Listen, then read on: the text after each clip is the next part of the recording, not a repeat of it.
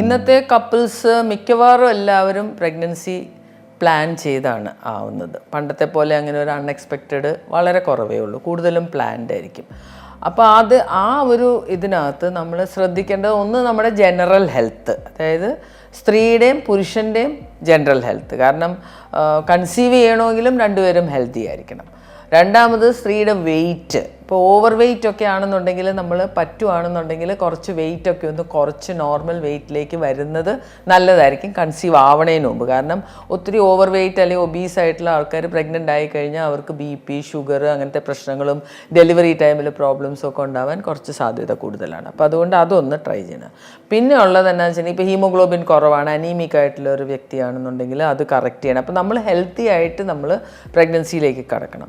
പിന്നെ നമ്മൾ പ്രഗ്നൻസിക്ക് മുമ്പായിട്ട് അറ്റ്ലീസ്റ്റ് ഒരു പ്രഗ്നൻസി പ്ലാൻ ചെയ്യുന്നുണ്ടെങ്കിൽ ഒരു 3 മാസം മുമ്പ് തൊട്ട് ഫോളിക് ആസിഡ് എന്ന് പറഞ്ഞ വൈറ്റമിൻ കഴിക്കുന്നത് നല്ലതാണ്. ഈ ഫോളിക് ആസിഡ് എന്ന് പറഞ്ഞത് ഒരു ചെറിയൊരു ഗുളികയാണ്, ഫോളിക് ആസിഡ് ടാബ്ലറ്റ്. ആ ടാബ്ലറ്റിൻ്റെ ആ വൈറ്റമിൻ്റെ പ്രത്യേകത എന്താണെന്ന് വെച്ചിട്ടുണ്ടെങ്കിൽ ആക്റ്റീവ് സെൽ ഡിവിഷൻ, അതായത് സെൽസ് ഇങ്ങനെ ഡിവൈഡ് ചെയ്യണ ആ സമയത്ത് ഏറ്റവും കൂടുതൽ ആവശ്യമുള്ളൊരു ഇപ്പോൾ നമ്മൾ പറഞ്ഞ കോഎൻസൈം എന്ന് പറഞ്ഞ ആ ഒരു എൻറ്റിറ്റിയാണ് ഈ ഫോളിക് ആസിഡ് എന്ന് പറയുന്നത്. അപ്പോൾ ഏറ്റവും കൂടുതൽ സെൽ ഡിവിഷൻ നടക്കുന്ന ഒരു സമയമാണ് ഏർലി പ്രഗ്നൻസി എന്ന് പറഞ്ഞത്. അതായത് ഒരേ ഒരു സെല്ലിൽ നിന്ന് ഒരു 9 മാസം കൊണ്ട് ഒരു 3 കിലോ വെയിറ്റ് ഉള്ള ഒരു കുഞ്ഞായിട്ടത് മാറുക. ഒരു സെല്ലെന്ന് പറഞ്ഞാൽ നമ്മൾ മൈക്രോസ്കോപ്പിൻ്റെ അടിയിൽ മാത്രം കാണുന്നതാണ്. അപ്പോൾ ആ ഒരു പ്രക്രിയ നടക്കുന്ന സമയത്ത് ഒരുപാട് ഫോളിക് ആസിഡ് ആവശ്യമുണ്ടാവും. ഫോളിക് ആസിഡ് നാച്ചുറലായിട്ട് പച്ചക്കറിയിലും ഇറച്ചി മീറ്റിലും എല്ലാം ഉണ്ട്. പക്ഷേ കുക്കിങ്ങിൻ്റെ സമയത്ത് അത് അങ്ങോട്ട് ഡിസ്ട്രോയിഡ് ആയിപ്പോവും. അപ്പോൾ അതുകൊണ്ടാണ് നമ്മൾ പറയണത് ഈ ഫോളിക് ആസിഡിൻ്റെ ഗുളികകളും കൂടി ഡെയിലി ഓരോന്ന് വെച്ച് before pregnancy 3 months before conceiving അത് കഴിക്കാൻ തുടങ്ങുക. കാരണം ഫോളിക് ആസിഡിൻ്റെ കുറവുണ്ടെങ്കിൽ ഈ ഉണ്ടാവുന്ന എഗ്ഗ് അല്ലെങ്കിൽ പ്രഗ്നൻസി ചിലപ്പോൾ വീക്ക് ആവാനും ഏർലി മിസ്കാരേജ് ഉണ്ടാവാനുള്ള സാധ്യതയുണ്ട്. അതേപോലെ തന്നെ പ്രഗ്നൻസിയിലും കോംപ്ലിക്കേഷൻസ് ഉണ്ടാവും. ഫോളിക് ആസിഡിൻ്റെ കുറവ് കൊണ്ട് ബ്ലീഡിങ്, ഹൈ BP അങ്ങനത്തെ പ്രശ്നങ്ങളൊക്കെ ഇതുകൊണ്ടുണ്ടാകാം. അപ്പോൾ അതുകൊണ്ട് നമ്മൾ അഡീഷണലായിട്ട് ഫോളിക് ആസിഡ് കൺസീവ് ചെയ്യുന്നതിന് മുമ്പായിട്ട് കഴിക്കുന്നത് നല്ലത്. ഒരു സ്ത്രീ പ്രഗ്നൻ്റ് ആയിക്കഴിഞ്ഞാൽ ആദ്യത്തെ 3 മാസം ഇമ്പോർട്ടൻ്റ് ആണ്. എന്തുകൊണ്ടാണ്? കാരണം അന്നേരമാണ് ആ ഒരു എല്ലാത്തിൻ്റെ ഒരു ബേസ് ആ കുഞ്ഞിൻ്റെ ശരീരത്തിലുണ്ടാകുന്നത് ആ സമയത്താണ്. ആ സമയത്ത് മറ്റൊരു പ്രശ്നം എന്താ വെച്ചിട്ടുണ്ടെങ്കിൽ പല സ്ത്രീകൾക്കും കുറച്ച് വോമിറ്റിങ്ങും നോസിയായും അങ്ങനത്തെ പ്രശ്നങ്ങളും ഭക്ഷണം കഴിക്കാൻ താല്പര്യക്കുറവും എല്ലാം ഉണ്ടാവാനുള്ള ഒരു സിറ്റുവേഷനും കൂടി നമ്മൾ കാണാറുണ്ട് ഭൂരിഭാഗം സ്ത്രീകൾക്കും. അപ്പോൾ ഈ സമയത്ത് ഭക്ഷണക്രമം എന്ന് പറയുന്നത് ഒരു എന്താ പറയുക, ബാലൻസ്ഡ് ഡയറ്റ്, സമീകൃത ആഹാരം കഴിക്കുക എന്നുള്ളതാണ്. അതിനകത്ത് നമ്മൾ ഞാൻ നേരത്തെ പറഞ്ഞ അതേ ഐറ്റംസ്, അതായത് കാർബോഹൈഡ്രേറ്റ്സ് ആവശ്യത്തിന് വേണം, പ്രോട്ടീൻസ് കുറച്ച് വേണം, vitamins and minerals, fruits and വെജിറ്റബിൾസും കുറേശ്ശെ വേണം. അപ്പോൾ ഇത് ഏതൊക്കെ കഴിക്കാം എന്ന് ചോദിച്ചു കഴിഞ്ഞിട്ടുണ്ടെങ്കിൽ കഴിക്കാൻ താല്പര്യമുള്ളത് മാത്രം കഴിക്കുക എന്നുള്ളത്. ഇഷ്ടമില്ലെങ്കിൽ കഴിക്കണ്ട. കാരണം ഫോഴ്സ് ചെയ്ത് എന്തെങ്കിലും കഴിച്ചിട്ടുണ്ടെങ്കിൽ ഛർദ്ദിച്ചൊക്കെ പോകാനുള്ള സാധ്യത കുറച്ച് കൂടുതലാണ്. ചെറിയ ക്വാണ്ടിറ്റീസിൽ കഴിക്കുക, കുറേശ്ശെ ആയിട്ട് കഴിക്കുക. സ്മോൾ മീൽസ്, 2 മണിക്കൂർ കൂടുമ്പോൾ കുറേശ്ശെ ആയിട്ട് ഡിവൈഡ് ചെയ്ത് ആഹാരം കഴിക്കുക. വൈകുന്നേരം ആകുമ്പോഴത്തേക്ക് എത്ര ലൈറ്റ് ആക്കാവോ അത്രയും ലൈറ്റ് ആക്കുക. കാരണം ഗ്യാസും അങ്ങനത്തെ പ്രശ്നങ്ങളൊക്കെ ഈവനിങ്ങിലാണ് കുറച്ച് കൂടുതലാവുന്നത്. അപ്പോൾ അതുകൊണ്ട് ആ ഒരു ഡിവൈഡ് ചെയ്ത് കഴിക്കുന്ന ഒരു രീതി കൊണ്ടുവരിക. കുറച്ച് ചോറ്, അതിന് പ്രൊപ്പോർഷനേറ്റ് ആയിട്ടുള്ള കറി, ഇച്ചിരി പയറോ അല്ലെങ്കിൽ ഫിഷോ ഏതാ നമുക്ക് ഇഷ്ടമുള്ളതെന്ന് വെച്ചാൽ അത്. അതിൻ്റെ ഒപ്പം തന്നെ കുറച്ച് വെജിറ്റബിൾസ്, കുറച്ച് ഫ്രൂട്ട്സ്, കുറച്ച് തൈര്, അല്ലെങ്കിൽ പാല് കഴിക്കാൻ പറ്റുന്നെങ്കിൽ കുറച്ച് പാല്. ഇങ്ങനെ എന്തെങ്കിലുമൊക്കെ നമ്മൾ അങ്ങ് പ്ലാൻ ചെയ്ത് കഴിഞ്ഞാൽ അത് ബാലൻസ്ഡ് ആയിരിക്കും ആ ഡയറ്റ്. എത്ര കുറവാണ് കഴിക്കണമെങ്കിലും അത്ര കുഴപ്പങ്ങൾ കുറവായിരിക്കും. കുഞ്ഞിൻ്റെ റിക്വയർമെൻറ്റും കുറവാണ്. അതുകൊണ്ട് നമ്മൾ തിരിച്ച് കഴിച്ചാൽ മതി. നമ്മുടെ ആരോഗ്യം മെയിൻറ്റെയിൻ ചെയ്തുകൊണ്ട് പോകാനുള്ള ഭക്ഷണം നമ്മൾ കഴിച്ചാൽ മതി. പക്ഷേ ബാലൻസ്ഡ് ആയിരിക്കണം. ഇനി നമുക്ക് എന്തൊക്കെ കഴിക്കാൻ പാടില്ല, അത് ഈ പറഞ്ഞ മാതിരി നമ്മൾ ജനറലായിട്ട്, അതായത് അവോയ്ഡ് ചെയ്യണം എന്ന് പറയണത്, ഒന്ന് ആർട്ടിഫിഷ്യൽ കളേഴ്സും ആർട്ടിഫിഷ്യൽ ഫ്ലേവേഴ്സും ചേർത്തിട്ടുള്ള എല്ലാ ഭക്ഷണ പദാർത്ഥങ്ങളും ഒഴിവാക്കണമെന്ന് നല്ലത്. കാരണം അതിനകത്ത് എന്തൊക്കെയാണ് ഉള്ളതെന്നുള്ളത് നമുക്കറിയില്ല. എങ്ങനെയൊക്കെയാണ് അത് ഈ ഏർലി പ്രഗ്നൻസിയിൽ കുഞ്ഞിനെ ബാധിക്കണേന്ന് നമുക്കറിയില്ല. അപ്പോൾ അതുകൊണ്ട് നമ്മൾ അതെല്ലാം അവോയ്ഡ് ചെയ്യുക.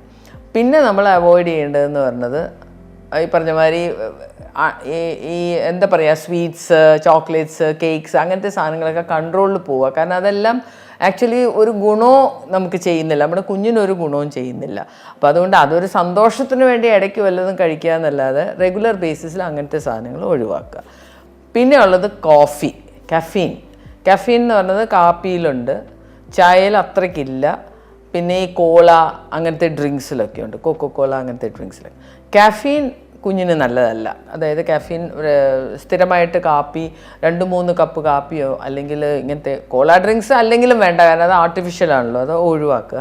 കോഫി കുടിക്കുന്നതും നമ്മൾ കുറയ്ക്കണതാണ് നല്ലത്. 1 കപ്പ് കോഫി, ഒരു അത്ര മീഡിയം കോഫിയൊക്കെ കുടിച്ചതുകൊണ്ട് കുഴപ്പമില്ല.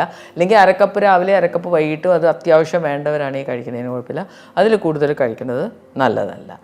പിന്നെ നമ്മൾ പറയുന്ന മറ്റൊരു ഇത് നമ്മുടെ നാട്ടിലെ ഒരു പേടിയുള്ള സാധനമാണ് പൈനാപ്പിളും പപ്പായയും. ആക്ച്വലി സ്പീക്കിംഗ്, പഴുത്ത പപ്പായയും പഴുത്ത പൈനാപ്പിളും പ്രഗ്നൻസീനെ ഒരു രീതിയിലും നെഗറ്റീവായിട്ട് ബാധിക്കില്ല. ഈ ഒരു വിശ്വാസം വന്നത് എങ്ങനെയാണെന്ന് വെച്ചിട്ടുണ്ടെങ്കിൽ, പച്ച പപ്പായയുടെ ആ ഒരു കറയുള്ള ആ പച്ച പപ്പായ പണ്ടക്കാലത്തൊക്കെ, അതായത് ഈ പ്രഗ്നൻസി ടേർമിനേഷൻ, അബോർഷനൊക്കെ ഇല്ലീഗലായിരുന്ന കാലത്തൊക്കെ അതിൻ്റെ കറയൊക്കെ ഉപയോഗിച്ചാണ് അബോർഷന് വേണ്ടിയിട്ട് ട്രൈ ചെയ്തുകൊണ്ടിരുന്നത്. അപ്പോൾ ആ ഒരു ഇത് കിടക്കണം, അതിനകത്ത് അതൊരു അബോർട്ടിഫേഷ്യൻ്റാണ്. അപ്പോൾ പച്ച പപ്പായ കൂടുതൽ കഴിച്ചിട്ടുണ്ടെങ്കിൽ, അതായത് വെച്ചാൽ കറിക്കകത്തൊരു കഷ്ണം പപ്പായ കഴിച്ചാൽ ഒന്നും ഉണ്ടാവുമെന്നല്ല, ബട്ട് അത് മാത്രം കഴിച്ചിട്ടുണ്ടെങ്കിൽ ചിലപ്പം യൂട്രസ് കൺട്രാക്ട് ചെയ്യാനും അബോർഷൻ ഉണ്ടാവാനും സാധ്യതയുണ്ട്. അതേപോലെ തന്നെ പൈനാപ്പിളിനകത്തും ഒരു കെമിക്കലുണ്ട്. അപ്പോൾ പൈനാപ്പിൾ കൂടുതൽ ക്വാണ്ടിറ്റിയിൽ കഴിച്ചിട്ടുണ്ടെങ്കിൽ അതും ഒരു യൂട്രൈൻ ഇറിറ്റൻ്റാണ്. അപ്പോൾ അതുകൊണ്ട് നമ്മൾ പറഞ്ഞ വേറെ എന്തോരം ഫ്രൂട്ട്സ് ഉണ്ട്. എൻ്റെ അടുത്ത് ചോദിക്കുമ്പോൾ ഞാൻ അങ്ങനെയാണ് പറഞ്ഞത്, ഞാൻ കഴിക്കണം എന്ന് ഞാൻ ഒരിക്കലും പറയില്ല, കാരണം വേറെ എന്തെല്ലാം ഫ്രൂട്ട്സ് ഉണ്ട് നമുക്ക്. അപ്പോൾ അതേതെങ്കിലും കഴിച്ചാൽ പോരെ, ഇതിനിപ്പോൾ കഴിക്കേണ്ട, ഇനി എന്തെങ്കിലും ഒരു പ്രോബ്ലം വന്നു കഴിഞ്ഞാൽ അതുകൊണ്ടാണ്, അല്ലാതെ സയൻറ്റിഫിക്കലി പ്രൂവ്ഡായിട്ട് ഇതിന് പ്രോബ്ലംസ് ഒന്നുമില്ല. വേറെ പിന്നെ ഭക്ഷണ പദാർത്ഥങ്ങളെന്ന് പറയുന്നത് പിന്നെ ഫിഷാണ് വേറൊരു സംഭവം. ഫിഷിനകത്ത് ഡീപ് സീ ഫിഷ്, അതായത് ഈ ചൂര അങ്ങനത്തെ മീനുകൾ, ഡീപ് സീ ചെതുമ്പലില്ലാത്ത മീനുകൾ, അതൊക്കെ ആ ഏറ്റവും ഡീപ് സീ ഫിഷാണ്. അതിനകത്ത് ഫിഷിൽ പൊതുവേ ഇത്തിരി മെർക്കുറി ഉണ്ട്. അത് ഈ ഡീപ് സീ ഫിഷിനകത്ത് മെർക്കുറി കണ്ടൻറ്റ് കുറച്ച് കൂടുതലാണ്. ഈ മെർക്കുറി കുഞ്ഞിന് നല്ലതല്ല, ഡെവലപ്പിംഗ് കുഞ്ഞിന്. അപ്പോൾ അതുകൊണ്ട് through out pregnancy deep see fish avoid ചെയ്യണത് നല്ലതാണ്. അപ്പോൾ ഒരു കഷ്ണം കഴിച്ചു പോയി എന്ന് വെച്ചൊന്നും സംഭവിക്കില്ല. ബട്ട് പൊതുവേ നല്ലത് നമ്മുടെ ഈ ചെതുമ്പലുള്ള ചെറുമീനുകളില്ലേ, മത്തി അങ്ങനത്തെ സാധനങ്ങൾ, അങ്ങനത്തെ നോർമലായിട്ടുള്ള, അതിനൊന്നും ഒരു കുഴപ്പമില്ല. പിന്നെ ആൽക്കഹോൾ നമ്മുടെ സ്ത്രീകൾ അങ്ങനെ ഉപയോഗിക്കാറില്ല, എങ്കിലും ആൽക്കഹോൾ അബ്സല്യൂട്ട് കോൺട്രാ ഇൻഡിക്കേറ്റഡ് ആണ് പ്രഗ്നൻസിയിൽ. ഒരു സ്റ്റേജിലും കഴിക്കരുത്. കാരണം ആൽക്കഹോളിൻ്റെ കൊണ്ട് കുഞ്ഞുങ്ങൾക്ക് അംഗവൈകല്യം ഉണ്ടാകും ആൽക്കഹോൾ യൂസ് ചെയ്തിട്ടുണ്ടെങ്കിൽ. സ്മോക്കിങ്ങും അതേപോലെ തന്നെ. സ്മോക്കിംഗ് ഡയറക്റ്റ് സ്മോക്കല്ല, ഇൻഡയറക്റ്റ് സ്മോക്കും ഒട്ടും നല്ലതല്ല. അപ്പോൾ BP ഉണ്ടാവാനും ഒക്കെ ഉള്ള സാധ്യതയുണ്ട്. ബേബിയുടെ സർക്കുലേഷൻ വരെ, ബേബിയുടെ പ്ലാസൻ്റൽ സർക്കുലേഷനെയൊക്കെ അത് അഫക്റ്റ് ചെയ്യാൻ സാധ്യതയുണ്ട്. അപ്പോൾ അതുകൊണ്ട് ഹസ്ബൻഡ്സ് ആണെങ്കിലും ഒരു കാരണവശാലും സ്മോക്ക് ചെയ്യാതെ ഇരിക്കുക എന്നുള്ളതാണ് നമുക്ക് അഡ്വൈസ് ഉള്ളത്. സ്മോക്കിങ് നിർത്തിക്കഴിഞ്ഞാൽ നമ്മുടെ ശരീരത്തിൽ സ്മോക്കിംഗ് കൊണ്ട് എന്തെങ്കിലും പ്രോബ്ലംസ് ലങ്സിനോ വല്ലതും ഉണ്ടായിട്ടുണ്ടെങ്കിൽ അത് കണ്ടിന്യൂ ചെയ്യുന്നല്ലാതെ നിർത്തിക്കഴിഞ്ഞാൽ പിന്നെ അത് കുഞ്ഞിനെ ബാധിക്കത്തില്ല, പ്രഗ്നൻസിയിൽ അത് ബാധിക്കത്തില്ല, സ്റ്റോപ്പ് ചെയ്ത് കഴിഞ്ഞാൽ.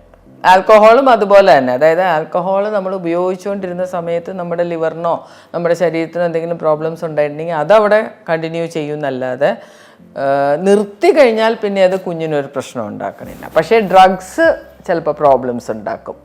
ഈ നമ്മുടെ മറ്റേ റിക്രിയേഷൻ ഡ്രഗ്സ് ഉണ്ടല്ലോ, അത് ഉപയോഗിക്കുന്ന ആൾക്കാർ ചിലപ്പം കാരണം അത് സ്റ്റോർ ചെയ്യും ശരീരത്തിൽ.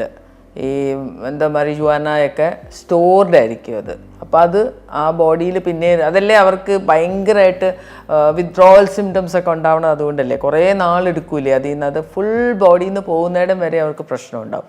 അപ്പോൾ അതവിടെ സ്റ്റോർ ചെയ്യണത് കൊണ്ട് അത് ചിലപ്പം ഈ കുഞ്ഞിന് ഈവൻ നിർത്തി കഴിഞ്ഞാൽ പോലും വേഗം കൺസീവ് ചെയ്തിട്ടുണ്ടെങ്കിൽ, അപ്പോൾ അതിൻ്റെ എല്ലാ ഇതും കഴിഞ്ഞ് ക്ലിയർ ആയി കഴിഞ്ഞിട്ടേ കൺസീവ് ചെയ്യാൻ പാടുള്ളൂ.